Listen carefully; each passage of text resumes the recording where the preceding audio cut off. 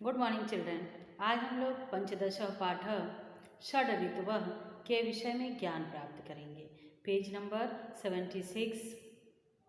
उकारांत pulling प्रयोग ऋतु वर्णन सर्वनाम तत् धातु भू क्री पा अस, इन धातुओं का प्रयोग इस लेसन में किया गया है। देखिए, ऋतवः षड भवन्ति, ऋतुएं 6 होती हैं। भवति भवत भवन्ति यानी एक ऋतु की बात नहीं हो रही है, 6 ऋतुओं की बात हो रही है, तो बहुवचन का प्रयोग किया गया। तो यहाँ दिया है कि ऋतुएं कितनी होती हैं, 6 होती हैं। अब भू आपकी का धातु रूप था, तो भू से भवंती बना। ठीक है बच्चों, यानी 6 धातुएं होती हैं। ते मीन्स वे सब कौन, वे सब यानी ये 6 ऋतुएं क्रमशः क्रम से आयान्ति यान्ति च, आती और जाती हैं। तेषां नामानि सन्ति, तेषां मतलब उनके किनके, 6 ऋतुओं के नामानि नाम सन्ति हैं, क्या हैं? वसंतः ग्रीष्मः वसंत ऋतु, ग्रीष्म ऋतु, वर्षा शरद हेमंतः शिशिरः च, यानी वर्षा ऋतु, शरद यानी पतझड़ की ऋतु, हेमंत यानी प्रारंभिक शीत ऋतु, और शिशिरः यानी जाड़े यानी ठंड की ऋतु। च मीन्स और, च क्या, अव्यय पद। तो अर्थ देखिए बच्चों, उनके नाम हैं वसंत, ग्रीष्म, वर्षा, शरद, हेमंत और शिशिर ऋतु। प्रथमः ऋतु यानी पहली ऋतु, वसंत, पहली ऋतु कौन है? पहली ऋतु वसंत है। वसंते, वसंत में, यहाँ देखिए सप्तमी विभक्ति एक वचन का प्रयोग किया गया, यानी वसंत में न शैत्यम न उष्णता भवति। शैत्यम मीन्स शीतलता, उष्णता मीन्स गर्माहट। तो कह रहे हैं कि बसंत में यानी वसंत ऋतु जो होती है उसमें न शैत्यम न उष्णता होती, न शीतलता होती है और न ही गर्माहट होती है।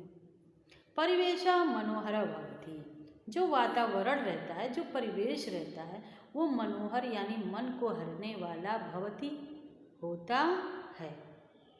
वृक्षेषु, सप्तमी विभक्ति बहुवचन, वृक्षों पर, पुष्पाणाम सौंदर्यम मनांसि हरति, वृक्षों पे जो सुंदर फूल होते हैं, यानी वृक्षों पे लगे हुए, वृक्षों में, ठीक है, वृक्षों में सुंदर फूल हमारे क्या करते हैं? पुष्पाणाम, फूलों के सौंदर्य, सौंदर्यम सौंदर्य, मनांसि हरति, हर्षि, मनांसि हरति यानी मन को हरते हैं। क्या हरते हैं? क्या मन को हरते हैं? तो कह रहे वृक्षों पे जो सुंदर सुंदर फूल होते हैं वो मन को हरते हैं, मन को हरण करने वाले होते हैं। यहाँ देखिए बच्चों दिया है, पक्षिणः कलरवै प्रसन्नतां प्रकटयन्ति, कलरवै में तृतीया विभक्ति है, यानी कलरव के द्वारा, पक्षी कलरव के द्वारा प्रसन्नताम प्रकटयन्ति, प्रसन्नता को प्रकट करते हैं। कोकिला नाम काकली हर्षम जनयति मदयति च, और कोयलों की, काकली मतलब मधुर शब्द, हर्षम मतलब खुशी को, जनयति मीन्स क्या करते हैं?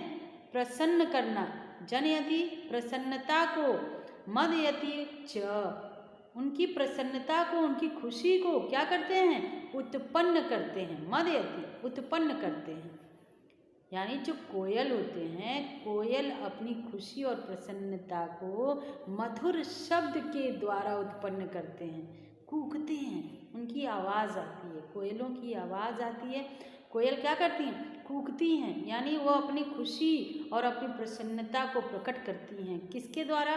मधुर शब्द के द्वारा, काकली मधुर शब्द के द्वारा। आगे देखिए दिया है बच्चों, जनाः गायन्ति नृत्यन्ति च, जनाः मीन्स लोग, ढेर सारे लोग, गायन्ति नृत्यन्ति च लोग गाते और नाचते हैं। अब दूसरी ऋतु है बच्चों द्वितीय ग्रीष्म। दूसरी ऋतु है गर्मी की ऋतु, यानी दूसरा गर्मी। तो द्वितीय ग्रीष्म, दूसरी गर्मी। अस्मिन् ऋतौ, यानी इस ऋतु में, किस ऋतु में? गर्मी की ऋतु में भानु, सूर्य का उग्र प्रचंड ताप, सर्वत्र, सब जगह, सभी जगह उष्णताम प्रसारयति, उष्णता को, गर्माहट को क्या करता है? फैलाता है। कौन? तो कह रहा है इस ऋतु में, गर्मी की ऋतु में सूर्य का जो प्रचंड ताप होता है वो सभी जगह अपनी गर्माहट को फैलाता है। तपता, तपता मीन्स होता है गरम। वायव मीन्स वायु। जनान मीन्स लोगों को। पशून मीन्स पशुओं को। खगान मीन्स पशु, खगान पक्षियों को। च मीन्स और। व्याकुलान, व्याकुलता को। कुर्वन्ति, व्याकुलान, व्याकुलता, कुर्वन्ति, करते हैं। कौन करता है? तो कह रहे जो गर्म वायु होती है, तापः वायवः, गर्म वायु वो क्या करती है? लोगों को, पशुओं को और पक्षियों को व्याकुल करती है। गृहे गृहे व्यजनम वातानुकूलितम यंत्रम च चलती। कह रहा है घर घर में, व्यजनम मीन्स पंखा, वातानुकूलित यंत्रम, या वातानुकूलित मीन्स एसी, यानी कह रहा है कि घर घर में पंखा और वातानुकूलित यंत्र चलते हैं। अतएव विद्यालय ग्रीष्म अवकाश भवति। अतएव मीन्स इसलिए ही विद्यालय में गर्मी की छुट्टी होती है। तृतीय वर्षा ऋतु।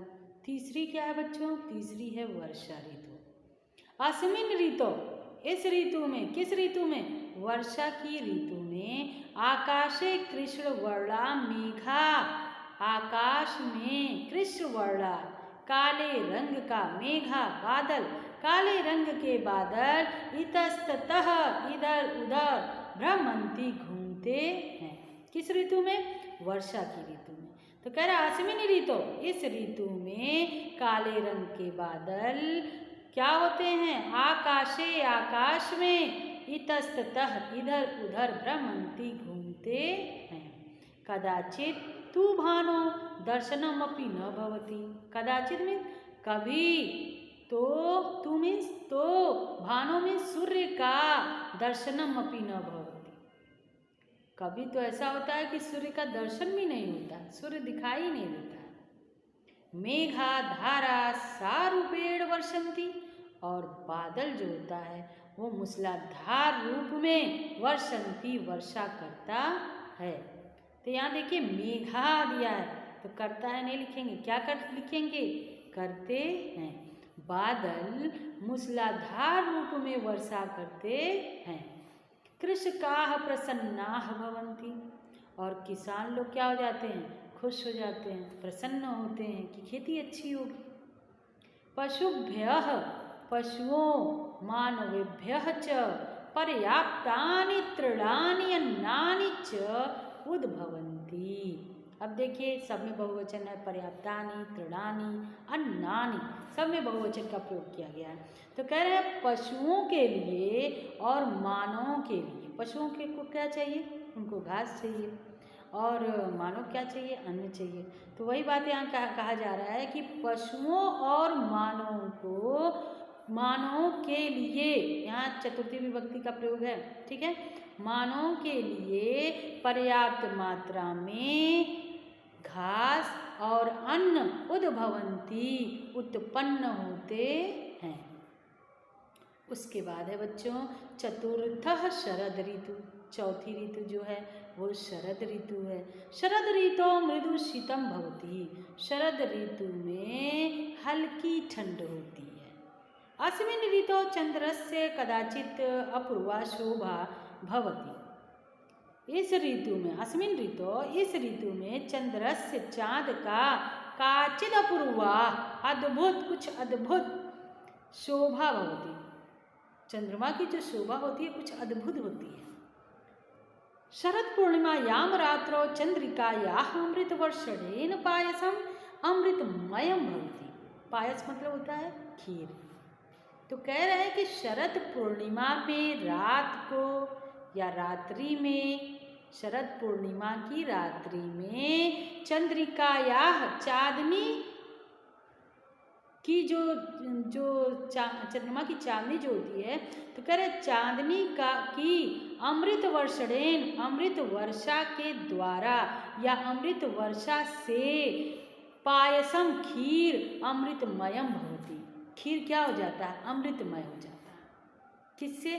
तो कह रहा है शरद पूर्णिमा की जो रात्रि होती है उसमें उसकी जो चांदनी होती है, किसकी चांदनी?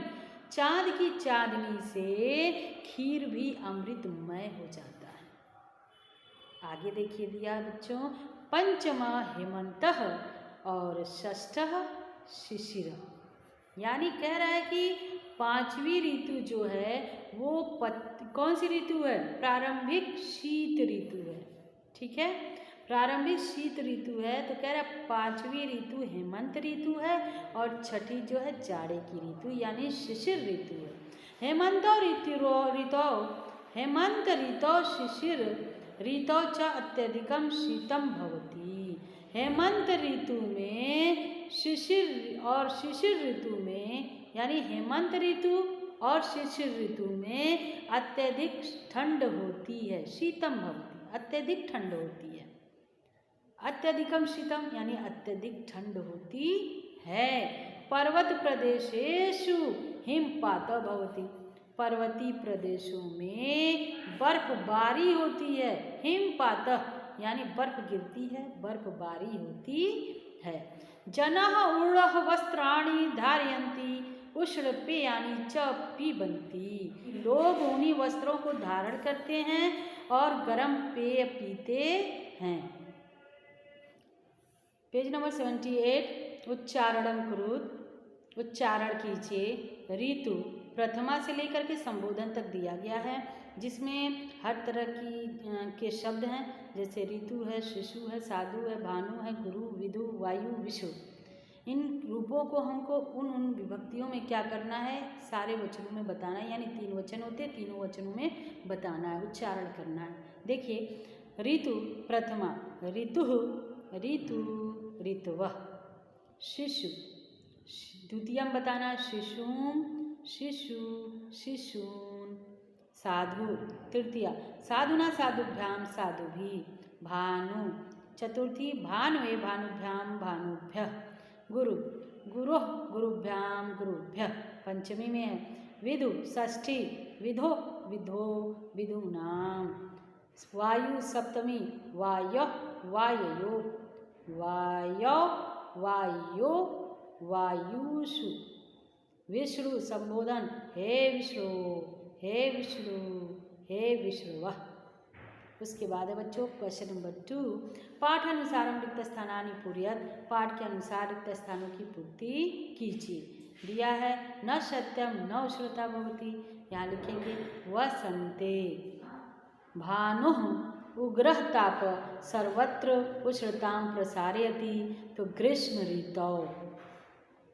तीसरे में फिल करेंगे कृष्ण वर्णाः मेघा इतस्ततः भ्रमन्ति। पर्वत प्रदेशेषु हिमपातः भवति। शरद ऋतौ, इसमें क्या फिल करेंगे? पांचवें में शरद ऋतौ मृदु शीतम भवति।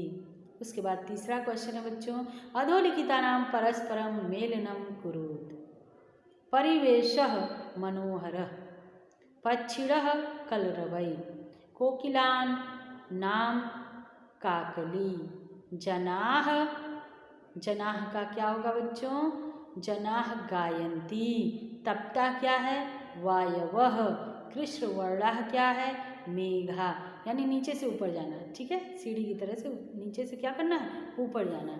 पहले का लास्ट, फिर लास्ट सेकेंड, ऐसे करके आप करेंगे। ठीक है, इसके बाद और भी क्वेश्चन है बच्चों जो आपको कराए जाएंगे। इसी के साथ हमारा ये लेसन कंप्लीट होता है। धन्यवाद।